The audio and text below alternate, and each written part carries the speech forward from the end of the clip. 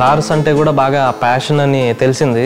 మీ దగ్గర అన్ని high and cars almost ఉంటాయి. కార్లు అంటే అదే కొంచెం చిన్నప్పటి నుంచి అదే పిచ్చి బెంగళూరులో ఉన్నాం కదా. అంత ఇంప్రెషన్ ఎలా పడింది సార్ సిబిఎన్ గారికి మీ మీద? కాంప్లిమెంట్ ఇప్పుడు తిరుగుతానే ఉంటాడు. నేను ముందు నుంచి చెప్తానే ఉన్నాను, దాన్ని కలుపుకొని ఎలా గ్రూపులు చేస్తున్నావు అని అన్నాడు. నేనేం గ్రూపులు చేశానండి అంటే, నేను మాట్లాడుతూ ఉన్నాను, నువ్వు మాట్లాడతావు చూడు అన్నాడు.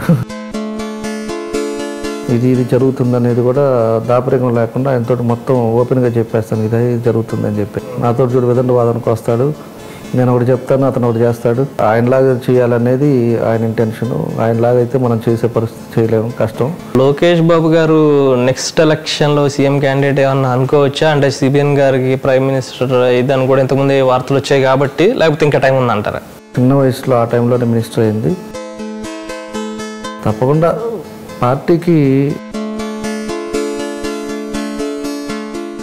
ఎమ్మెల్యేగా ఉన్న బాలినేని శ్రీనివాసరెడ్డి గారి మీద వైజాగ్లో విజయమ్మ గారు ఓడిపోవటం ఎంత షాక్కి గురి చేసిందో, ఈయన 15 సంవత్సరాల నుంచి ఉంటూ మీరు ఆయన మీద సాధించిన విజయం కూడా అంత షాక్ గురి చేసిందనే చెప్పుకోవాలి.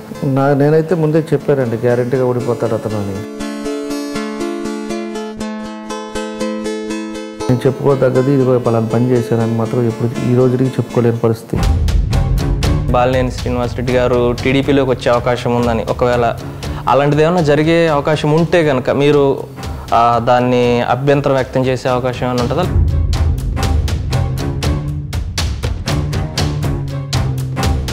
బీజేపీలోకి వెళ్ళే అవకాశం నెక్స్ట్ ఎలక్షన్స్లో ఉంటుందని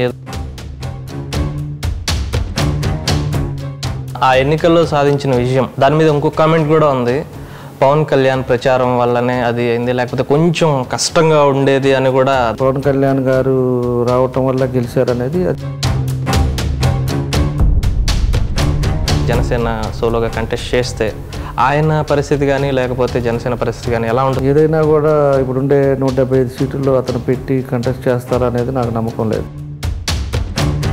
మీరు జిల్లా పార్టీ మీరు కానీ బలరాం గారు కానీ మీద పట్టు కోసం కొన్ని ఈగో ప్రాబ్లమ్స్ ఉన్నాయని చెప్పేసి ఒక ఆయన ఎందుకనో కొంచెం కొరవగానే ఉండేవాడు, ఎవరో ఒకరు చెప్పిన మాట ఏంటండేవాడు చెప్తే.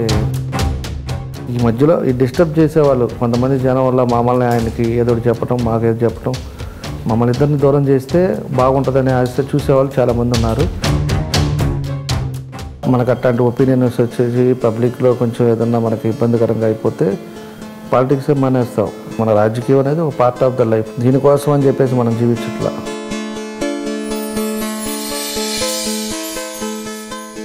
అందరికీ నమస్కారాలు.